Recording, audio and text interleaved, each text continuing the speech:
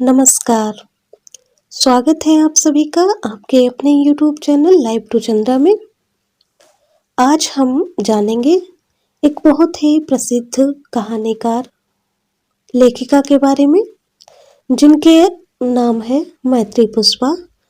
मैत्री पुष्पा का जन्म 30 नवंबर 1944 को अलीगढ़ जिले के सिकुर्रा गांव के एक गरीब किसान ब्राह्मण के घर में हुआ।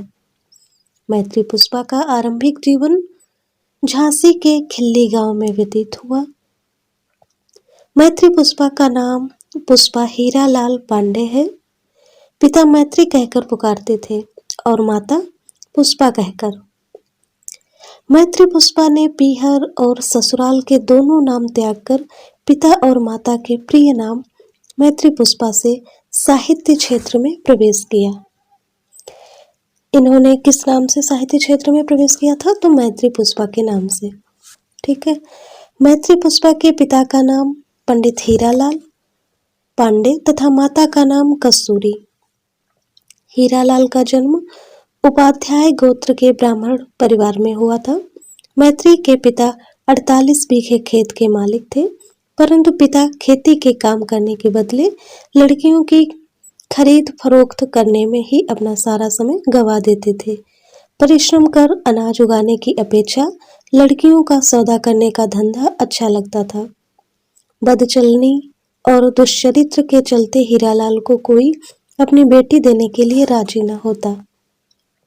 मात्र 800 रुपये हीरालाल पांडे अपनी गृहस्थी चलाने के लिए कस्तूरी को पत्नी स्वरूप खरीद लेता है। पिता के देहांत के समय मैत्री मात्र 18 महीने की थी। मैत्री की मां कस्तूरी कर्मठ और इरादों की दृढ़ थी। पति की अचानक मृत्यु के उपरांत विधवा मां पर पढ़ने की धुन सवार हो गई। बूढ़े तथा गठिया से ग्रस्त ससुर के पास अपनी दुधमुही बेटी को छोड़कर 2.5 कोस पैदल चलकर स्कूल पढ़ने जाती थी। माँ का एक ही लक्ष्य था कि शिक्षित होकर अपने पैरों पर खड़ा होना। शिक्षा प्राप्त कर मैत्री की माँ ने ग्राम सेविका की नौकरी की। शिक्षा और नौकरी के कारण मैत्री का बचपन और बच्चों जैसे लुभावना और मनभावन नहीं रहा। माँ की मीठी आवाज से अंगड़ाई लेते हुए उठना और रात में राजा रानी की कहानियों को सुनते सुनते माँ की बाहों में सोना मैत्री पुष्पा के नसीब में नहीं था। वह तो माँ के इशारों पर उठती बैठती तथा माँ उनके लिए ईश्वर की जीती जागती प्रतिमा थी।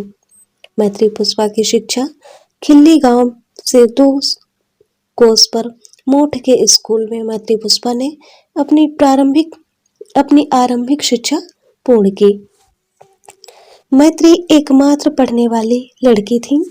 माँ का मकसद था कि मैत्री पढ़ लिख कर विदुषी बने और पुरुषों की गुलामी करने की बजाय स्वाभिमान से अपना जीवन जिए। मैत्री पुष्पा ने इंटरमीडिएट की परीक्षा डीवी इंटर कॉलेज मोठ से सन 1960 में पास की। बुंदेलखंड कॉलेज झांसी से सन 1962 में बीए और सन 1964 में हिंदी साहित्य में एमए किया। मैत्री पुष्पा ने अपनी शिक्षा के दौरान गांव के मोठ के स्कूल के रास्ते पर लड़कों द्वारा अलीगढ़ से संयोजिका के बेटे द्वारा मां ने अलीगढ़ में रिश्तेदार के घर पर ठहरने के लिए प्रबंध किया। वहां भी वृद्ध रिश्तेदार द्वारा डीवी कॉलेज के प्रिंसिपल द्वारा एक्स्ट्रा क्लास के बहाने आदि हर मोड़ पर, हर गली, हर चौराहे पर शारीरिक शोषण का प्रयास किया गया।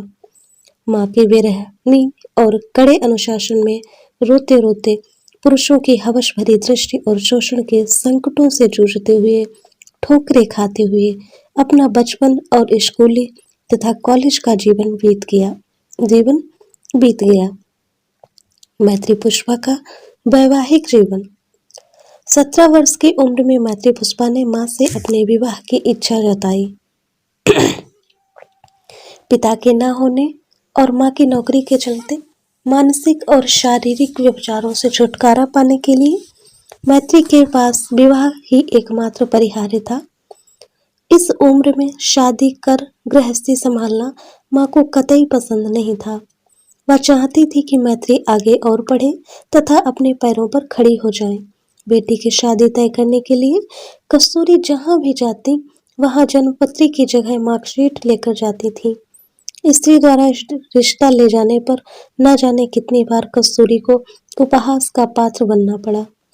समाज के ताने सहे कस्तूरी भी सिद्धांतों की पढ़ी थी। उसने अपनी बेटी को ऐसे घर में ब्याहने की ठानी थी जहां मैत्री को दहेज नहीं बल्कि उसकी काबिलियत और शिक्षित होने के आधार पर स्वीकारे। मैत्री की हुआ विद्या द्वारा लाया गया डॉक्टर रमेश चंद्र शर्मा का रिश्ता और प्रस्ताव कस्तूरी को पसंद आने पर मैत्री का विवाह निश्चित हो गया। विदाई के समय कस्तूरी ने अपनी बेटी को सूटकेस में घर गृहस्थी की उपयोगी वस्तुओं की अपेक्षा किताबें दी थी और कहा था, लाली, वहां जाने के बाद पीएचडी करने के बारे में सोचना। विवाह के समय वह 19 वर्ष की थी। विवाह के उपरांत मैत्री पुष्पा अलीगढ़ में रहने लगी। पति रमेश चंद्र शर्मा को दिल्ली के एम्स अस्पताल में नौकरी मिलने के बाद वे दिल्ली में रहने लगे। मैत्री जी का अधिकांश जीवन गांव में बिताने के कारण दिल्ली जैसे महानगर में रहना थोड़ा सा कठिन हुआ। मैत्री पुष्पा की संतान। कथाकार मैत्री पुष्पा जी की गोद 3 पुत्रियों से अलंकृत हुई। बड़ी बेटी नम्रता, मछली बेटी मोहिता तथा सबसे छोटी सुजाता। मैत्री जी की तीनों बेटियां अपने पिता की तरह ही डॉक्टर हैं। वैवाहिक जीवन। मैत्री जी ने 27 मार्च 2008 के दैनिक जागरण समाचार पत्र में विज्ञान भूषण को दिए साक्षात्कार में कहा, मैंने अपने पात्रों और चरित्रों की तरह खुद को भी नहीं छोड़ा। सच तो ये है कि साहित्य में ईमानदारी बरतने के लिए मैंने अपनी जिंदगी को भी दांव पर लगा दिया। शादी के बाद दिल्ली जैसे शहर में रहना थोड़ा सा मुश्किल था क्योंकि मैत्री का अधिकांश जीवन गांव में ही बीता था। दिल्ली जैसे महानगर में अन्य पुरुषों के साथ बातचीत करना आम बात है। मैत्री पुष्पा का डॉक्टर सिद्धार्थ से बातचीत करना और लोगों का बातें बनाने में से मैत्री के पति डॉक्टर शर्मा को अपमान महसूस होता था।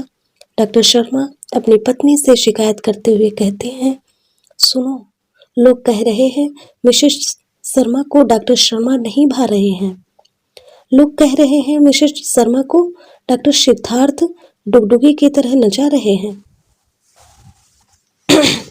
डॉक्टर शर्मा की इन बातों से मैत्री को उनका पुरुष भाव स्पष्ट नजर आता है। पति में डॉक्टर सिद्धार्थ के साथ नाचने पर डॉक्टर शर्मा मैत्री पर अपने मनोभाव जताते हुए कहते हैं, ध्यान रखना, मैं इतना अंग्रेज भी नहीं कि अपनी बीवी को पराए मर्दों के साथ, आखिर हमारे भी तो संस्कार हैं। मैत्री पुष्पा जी ने अपने वैवाहिक जीवन यात्रा में ऐसे अनेक तथ्यों को भोगा है। मैत्री पुष्पा का साहित्य लेखन की प्रेरणा। मैत्री पुष्पा को साहित्य के प्रति रुझान तो लगभग बचपन से ही था। उन्हें तीसरी कक्षा से ही कविता पढ़ना अच्छा लगता था। छोटी उम्र में ही उन्होंने ऐसे पत्र लेखन आरंभ कर दिए थे जिससे स्वयं ही लगान के पैसे दे जाया करते थे, जिससे उधार पटाने वाले लोग पत्र पढ़कर उनकी माँ को स्वयं ही लगान के पैसे दे जाया करते थे। मैत्री जी ने वास्तविक रूप से साहित्यिक लेखन का आरंभ विवाह के उपरांत ही किया। मैत्री जी का प्रथम काव्य संग्रह लकीरें हैं। उस काव्य संग्रह को छपवाने का प्रयास किया। मैत्री जी को लेखिका के रूप में पहचान दिलाने में राजेंद्र यादव ने सहायता की है। उनकी लेखन प्रतिभा को निखारने का और उसे हंस पत्रिका के माध्यम से पाठक तक पहुंचाकर प्रसिद्धि दिलाने का पूरा श्रेय राजेंद्र यादव जी को ही जाता है। मैत्री पुष्पा जी जब इंटर में पढ़ रही थी, उस वक्त बाड़े की औरतों के लिए नामक कविता लिखकर निम्न वर्ग की महिलाओं के प्रति हीन भावनाओं और उच्च वर्गों द्वारा अपने स्वार्थ के लिए इस्तेमाल करने वाली कुप्रथा का पर्दाफाश किया। कविता अखबार में क्या छपी, मकान मालिक ने लेखिका को घर से बाहर निकाल दिया। बाड़े के सभी लोग मैत्री से मानहानि की बातें करने लगे। लेखिका ने जब भी ईमानदारी से अपनी कलम को रफ्तार देने की कोशिश की तभी बदनामी का सामना करना पड़ा। मैत्री के काव्य से कथा के सफर में बेटी नम्रता का हाथ नजर आता है। कविताएं पढ़ने के उपरांत बेटी नम्रता ने कहा, कहानी लिखो मम्मी, कविता में आप खुद को विस्तार से व्यक्त नहीं कर पाती। याद है हमारे स्कूल मैगजीन के लिए आपने एक कहानी लिखी थी, हवेली।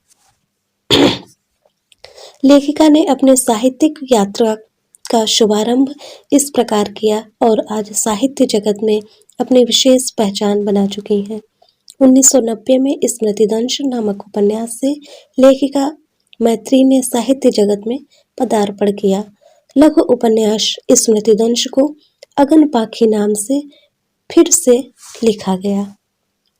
मैत्री पुष्पा का कृतित्व इनके उपन्यास हैं स्मृतिदंश, बेतवा बहती रही, इदम नमम, चाक, झूलानट, अलमा कबूतरी, अगन पाखी, विजन।